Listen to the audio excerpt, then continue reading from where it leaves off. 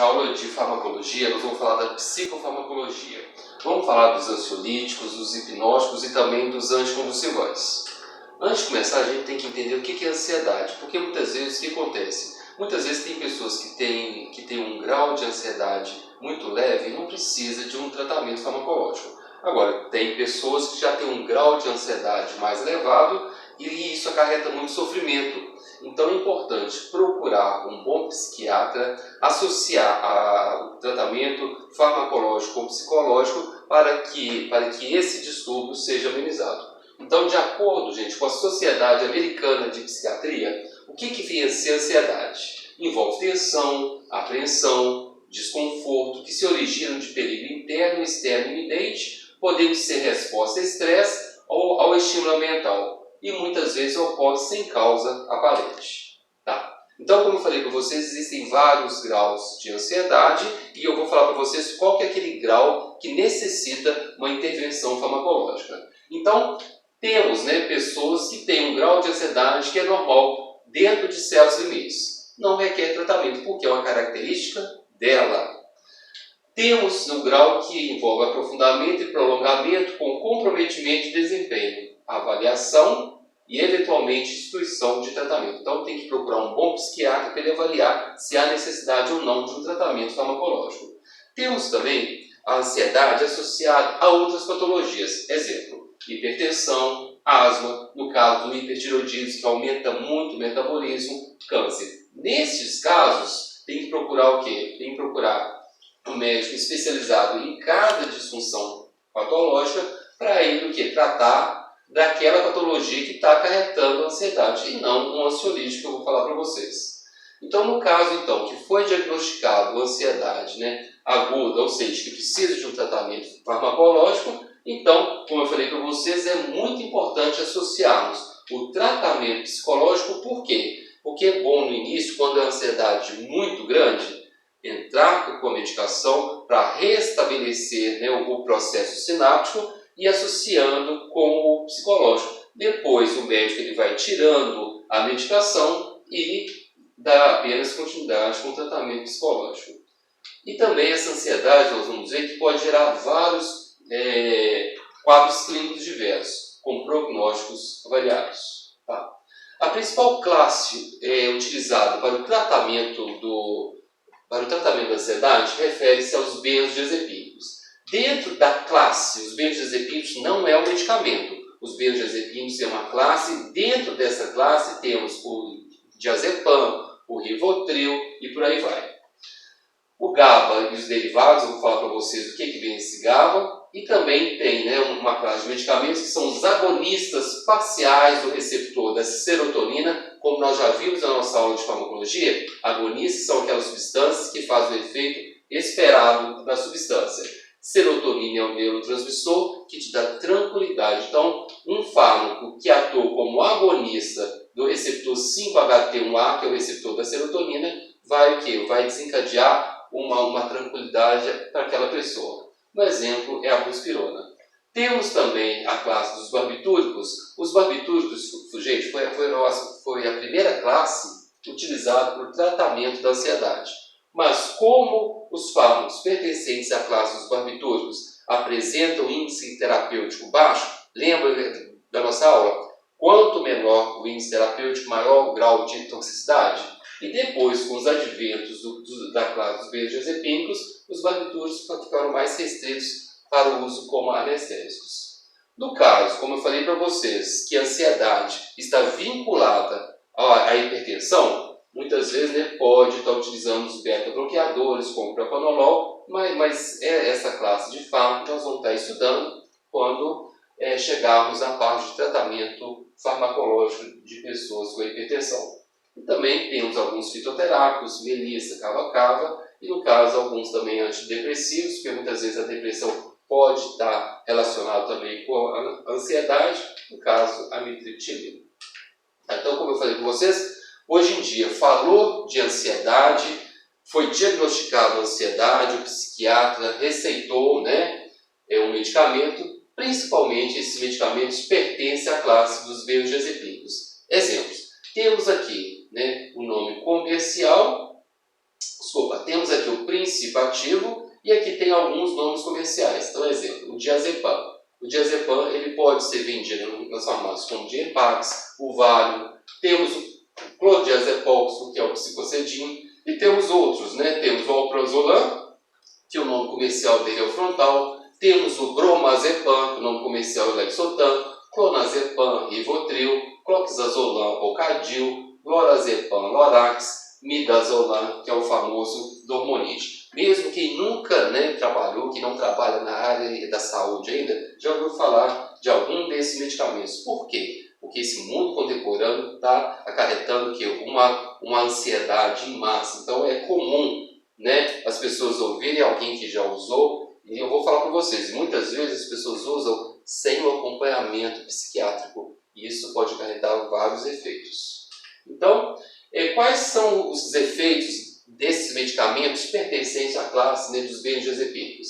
Ações sobre o sistema nervoso central pode acarretar o quê? Uma sedação, que é um dos efeitos adversos do uso dos benzodiazepínicos. Quando eu falo para vocês que tem um efeito hipnótico, quer dizer que eles são muito utilizados para quê? No caso de insônia. Pode acarretar também relaxamento muscular e propriedades também anticonvulsivantes, que eu vou estar falando nessa aula para vocês de hoje. Então, para que o psiquiatra ele indica, né, ele receita esses benzodiazepínicos? No caso de ansiedade, ou seja, ação ansiolítica, no caso de pessoas que têm, né, insônia, os hipnóticos, e também como sedativos, muitos benzodiazepínicos são utilizados principalmente como pré-anestésicos, principalmente para aquelas pessoas que têm uma sensibilidade muito baixa para os anestésicos. Miorrelaxantes, anticonvulsivantes, como eu falei para vocês, podem ser utilizados como pré-anestésicos e também como anestésicos. Os processos farmacocinéticos nós já vimos nas nossas aulas anteriores, né, que envolvem, né, absorção, metabolismo, distribuição e excreção. Então, no caso, né, dos benzodiazepínicos, eles apresentam a rápida absorção por via oral, pico máximo 1 hora em adultos e 15 a 30 minutos em crianças. E o uso, né, intramuscular, absorção irregular.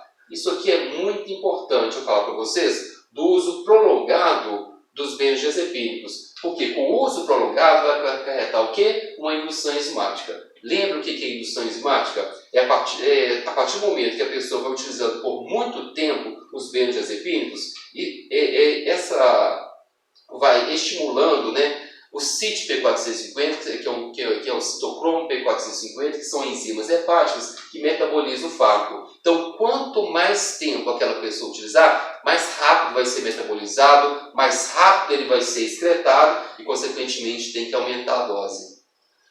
O uso de álcool também prejudica a biotransformação, ou seja, é isso aqui, como eu falei para vocês, né? É o quê? Uma interação farmacocinética a nível de biotransformação e aumenta a depressão do sistema nervoso central. Então não pode associar, não é indicado associar, né, o uso dos benzodiazepínicos com álcool. E também o hábito de fumar também reduz a eficácia por via oral.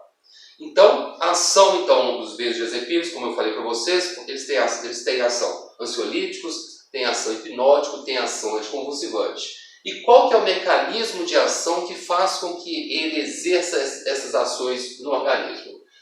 Eles potencializam a ação inibitória do GABA. O que significa o GABA? O GABA é um neurotransmissor do sistema nervoso central denominado ácido gama-aminobutírico. O que esse GABA faz no nosso organismo? Quando esse GABA se liga ao seu receptor de membrana, ele estimula o influxo de cloreto. E o cloreto, tendo carga negativa, como eu já falei para vocês, vai tornar o quê? O potencial de membrana mais negativo. Quanto mais negativo o potencial de membrana for, vai acarretar o quê? Uma hiperpolarização neuronal e a sinapse vai ficando mais lento. Consequentemente, aquela pessoa que é muito ansiosa, ou seja, o processo sináptico é muito rápido, com o GABA, através do influxo de quê? De cloreto, a sinapse vai ficando mais lento, acarretando o quê? A diminuição da ansiedade.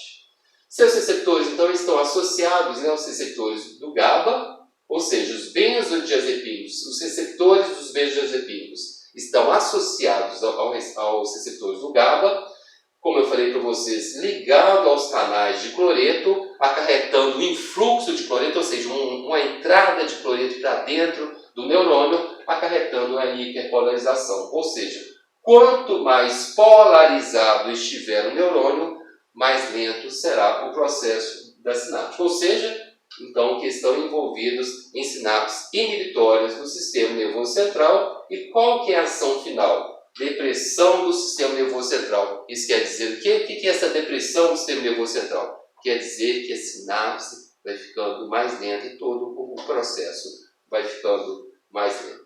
Aqui temos uma figura, é muito interessante, que vai nos auxiliar a entender melhor como que os benzodiazepínicos eles atuam. Temos aqui uma sinapse, neurônio pré-sináptico, neurônio pós-sináptico, observando então que aqui tem as vesículas sinápticas, repletas no caso do neurotransmissor GABA. Vai haver a sinapse, o GABA, né, ele vai ser liberado na fenda sináptica. Ao se ligar ao seu receptor de membrana no neurônio pós-sináptico, vai acarretar uma abertura dos canais de cloreto e vai acarretando o quê? Um influxo de cloreto, e o cloreto ele vai o quê? Entrando, né, e vai hiperpolarizando o neurônio. Lembrando que hiperpolarização neuronal é para tornar a sinapse mais lenta. Essa figura, então, ampliamos esse receptor do GABA, né, esse receptor do GABA. Vemos aqui que o receptor do GABA está vazio, né, sem o neurotransmissor ligado, consequentemente os canais de cloreto estão fechados. A partir do momento que houve a sinapse, né, ou seja, a liberação do GABA, o GABA vai se ligar ao seu receptor, é isso? Então temos aqui alguns fármacos, os benzodiazepínicos, né, alguns barbitúricos, que tem o quê? Um receptor acoplado ao receptor do GABA. A partir do momento então que a pessoa utiliza um benzodiazepínico, irá o quê? Estimular a ação do GABA, ou seja, irá estimular a ação inibitória do GABA. Preste atenção que tem provas de concurso que vem escrito assim: os benzodiazepínicos inibem o GABA. Não é isso. Os benzodiazepínicos estimulam a ação inibitória do GABA em relação ao processo da sinapse. Então, os benzodiazepínicos, ao se ligarem aos canais relacionados ao receptor do GABA, vai acarretar o que? A abertura dos canais de cloreto, o cloreto vai entrando, ou seja, o influxo de cloreto, e automaticamente hiperpolarizando o neurônio. Tá? Então, quais são os efeitos adversos, precauções, tolerância e toxicidade? Eu falo para você o seguinte: todos os fármacos pertencentes à classe dos benzodiazepínicos apresentam índice terapêutico alto. Lembra da nossa aula anterior? Quanto maior o índice terapêutico, menor a toxicidade. Então é muito difícil a pessoa chegar ao óbito usando, né, os benzodiazepínicos. Exemplo, a pessoa ela não vai conseguir morrer, né, um autoextermínio usando um Rivotril, né? Agora, qual que é o efeito adverso em relação aos benzodiazepínicos? É a sedação. É o principal efeito adverso, além de perda de coordenação motora. Por isso que não é indicado a pessoa, né, que usa benzodiazepínico tem que acordar muito cedo para trabalhar, um trabalho que envolve um raciocínio muito rápido, né, no banco, ou tem que trabalhar, né, em Uber aplicativo. Por quê? Porque esse serviço requer muita atenção e muitas vezes, né, no caso aqui, o efeito adverso é o quê? É a perda de coordenação motora, redução da capacidade de raciocínio, confusão mental, secura da boca e gosto amargo, e dentre outros. E pode ocorrer ganho de peso por aumento do apetite. Por isso, todos esses medicamentos têm que ter uma indicação de um médico, de um psiquiatra, e tem que ter um acompanhamento psiquiátrico e psicológico para que, com o tempo, a pessoa consiga o quê? Consiga diminuir esse grau de ansiedade e retire esse medicamento. Também pode causar a dependência, síndrome de abstinência ao ser retirado.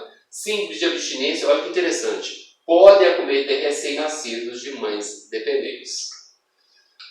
Eles apresentam muitos efeitos adversos, mas boa margem de segurança. Ou seja, como eu falei para vocês, né, ele apresenta um índice terapêutico alto, ele é pouco tóxico. Tá?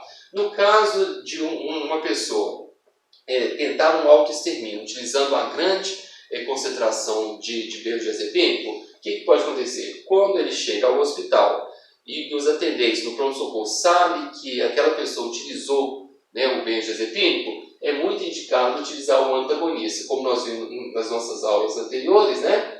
O que é o efeito do antagonista? É inibir o efeito do agonista. Então, no caso, o antagonista do benzodiazepínico utilizado em intoxicações é o flumazenil. Por que a gente fala muito desses medicamentos, Rivotril, Frontal? Porque são medicamentos muito utilizados e nós estamos falando do Sistema Único de Saúde, do SUS, então esses medicamentos têm um preço muito acessível.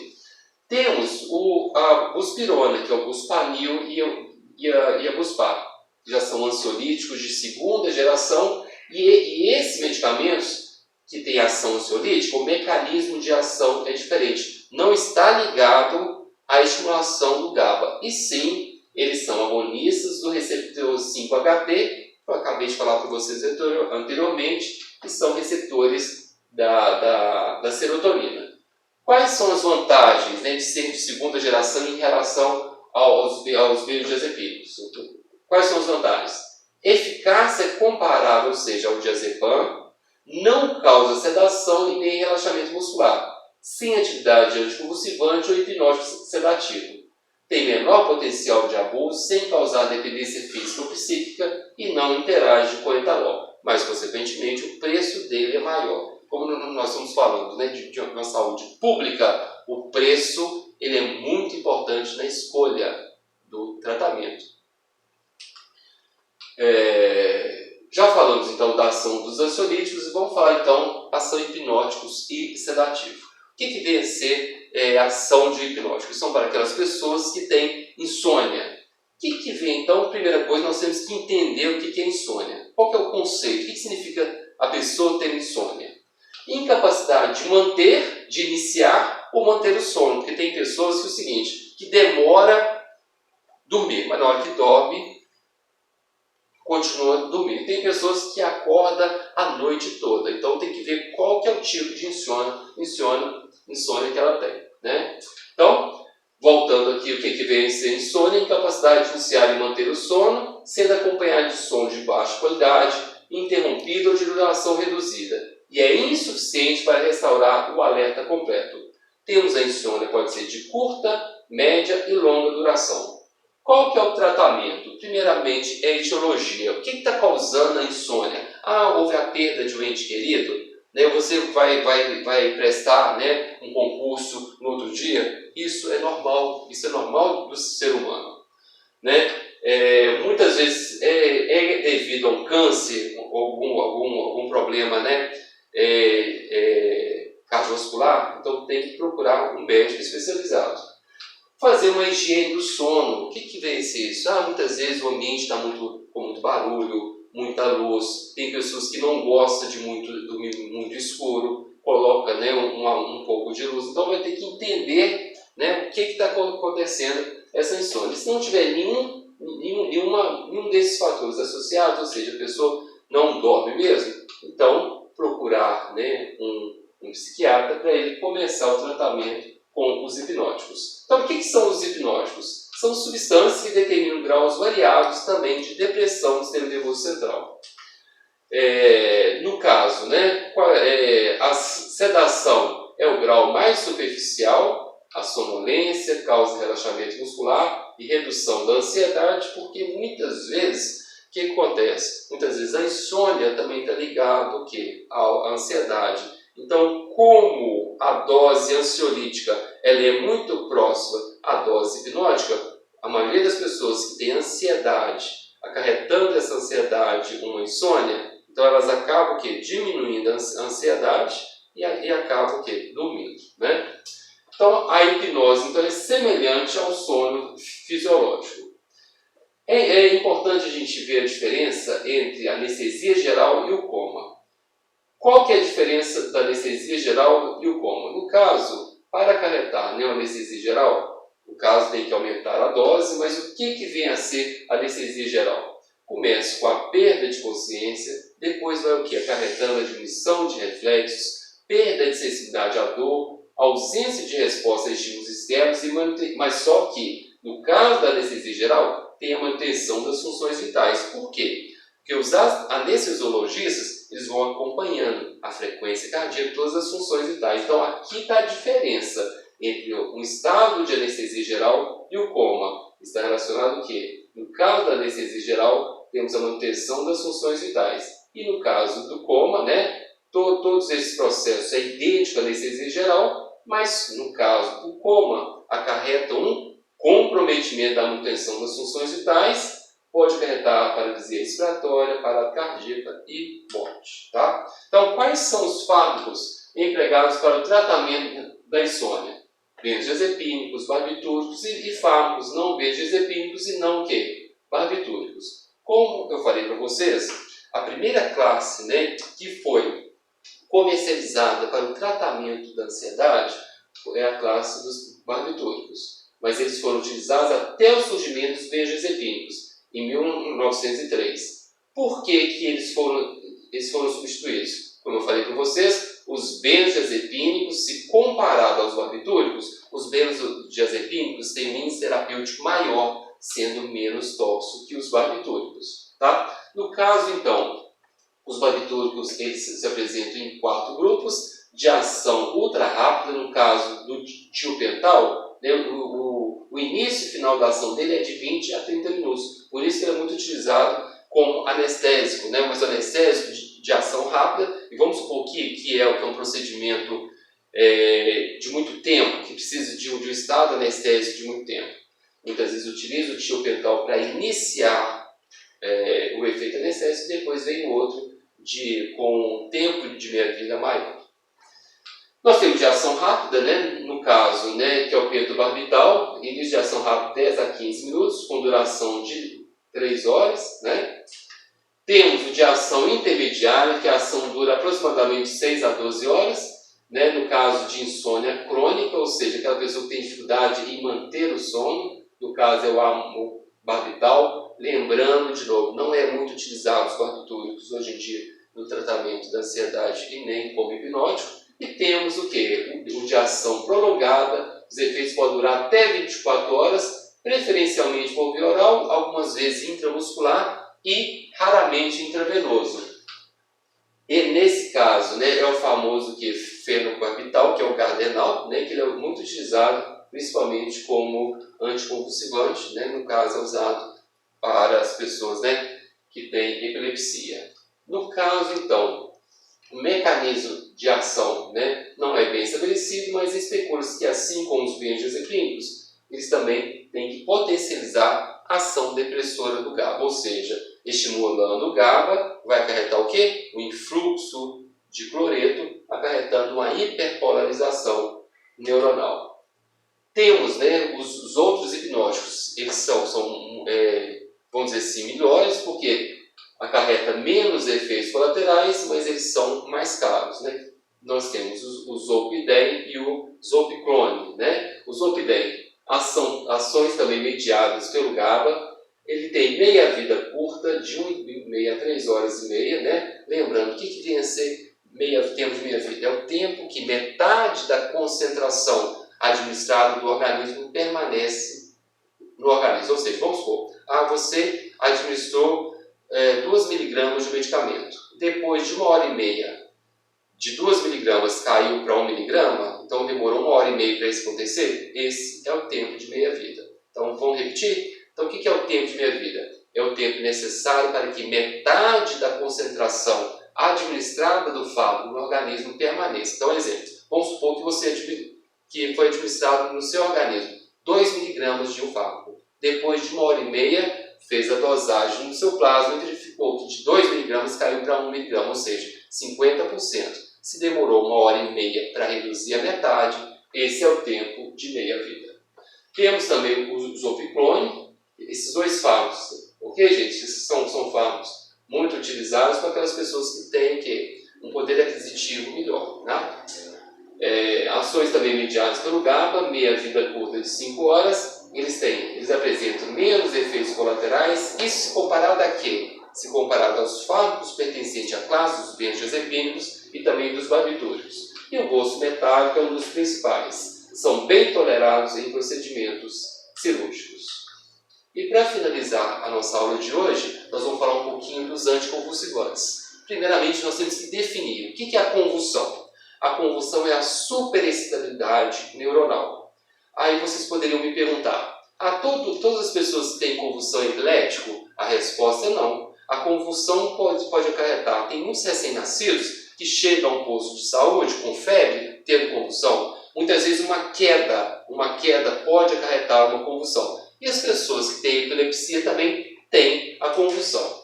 Então, no caso aqui, vamos falar da epilepsia, que é um transtorno neurológico, crônico, que acomete, gente, aproximadamente 10% da população mundial.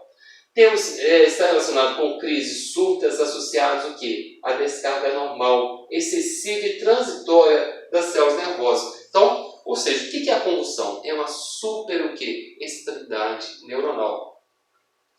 Sem causa bem definida, embora possa surgir após um infarto cerebral, um tumor, uma infecção, um trauma ou uma doença crônico-degenerativa. Existe apenas um tipo de convulsão? Não. De acordo com a Liga Internacional contra a Epilepsia, nós classificamos como, tem pessoas que têm crises faciais simples, são aquelas pessoas, que estão tendo convulsão, mas é a convulsão sem comprometimento da consciência. Ela está sabendo de tudo o que está acontecendo, por isso que se chama de simples. Temos a complexa, aí tem comprometimento da consciência, que são as crises generalizadas. Temos o pequeno mal, que é a crise de ausência. A pessoa está conversando com você e de uma hora para outra ela para. Certo? E temos o grande mal, que é aquela que tem aquela contorção, crises tônico-crônicas. E é bom falar para vocês, que muitas vezes as pessoas faziam errado. Ou seja, a pessoa estava tendo uma convulsão, muitas vezes puxava a língua, colocava a mão na boca para puxar a língua, colocava até cabo de vassoura, gente. Cabo de vassoura para falar para a pessoa não engolir língua. Isso está errado. Porque a partir do momento que a pessoa está tendo uma contração, isso pode, ao você puxar a língua, pode machucar o dedo, muitas vezes pode colocar algum material muito firme na boca, pode quebrar os dentes da pessoa. Então o que você tem que fazer? Tirar os curiosos e proteger a cabeça, porque como é tônico-crônica, ao bater pode o quê? Machucar a cabeça. Então é apenas isso, tirar os curiosos e proteger a cabeça que passa, e passa. Tá? Então, quais são os fármacos, os aspectos gerais sobre os anticonvulsivantes? A gente classifica de acordo com o mecanismo de ação. Preste atenção.